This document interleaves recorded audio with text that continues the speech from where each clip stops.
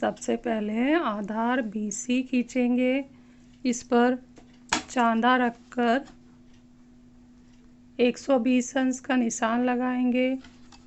फिर दूसरा किरण खींचेंगे, कोण ABC तैयार हो गया। उसके बाद गोलाप्रकार B पर रखकर चाप आधे से कम माप के यहाँ और यहाँ भुजा BA और BC पर लगाएंगे।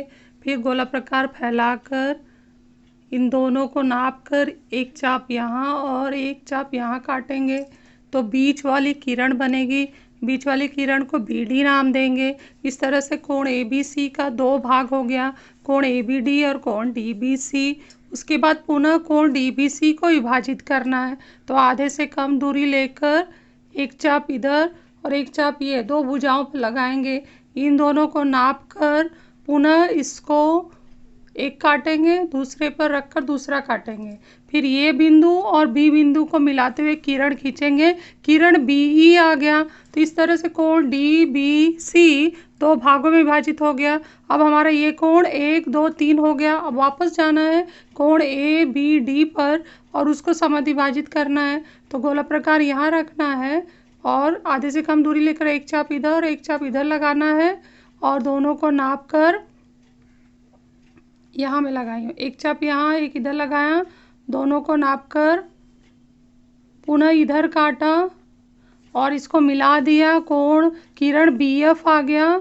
और इस तरह से ये दो भाग में विभाजित हुआ, ये दो भाग में टोटल बड़ा कोण 1 2 3 4 भागों में विभाजित हो गया है। चांदे से नाप कर देखो।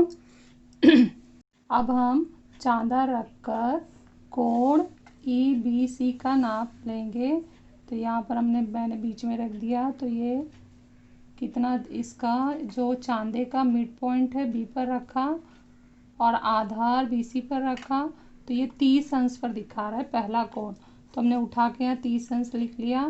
फिर चांदे को इस आधार पर रखो और उसका मिड पॉइंट B पर रखो।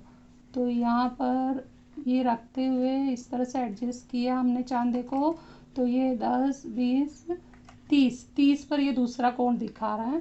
फिर चांदे को घुमा दो और अपना आधार इधर बीच में ले जाओ और इसका मिड पॉइंट B पर रखो तो फिर ये 30 पर दिखा रहा है। तीसरा कोण भी 30 का है और वापस चांदे का आधार तीसरे चौथे वाले कोण पर और मिड पॉइंट B पर रखो तो ये हमारा कोण 30 अंश का है। यानी ये जो कोण 120 अंश का था वो 4 भागों में बट गया है।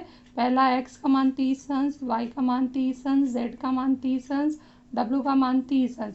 निरीक्षण में जो सारणी बनी है कोण ABC का माप हम लिखेंगे 120, x का मान नाम है EBC, कोण ABC 30 अंश, y का मान है DBE 30 अंश, z का नाम है FBD 30 अंश और W का नाम है ABF 30 अंश। टोटल करने के लिए बोला गया है x धन y धन z धन w टोटल कर दो और पूछा है क्या कोण ABC x धन y धन z धन w के बराबर है तो हाँ लिखना है और निष्कर्ष लिख देना है कि 4 सर्वांग सम भागों में विभाजित किया जा सकता है।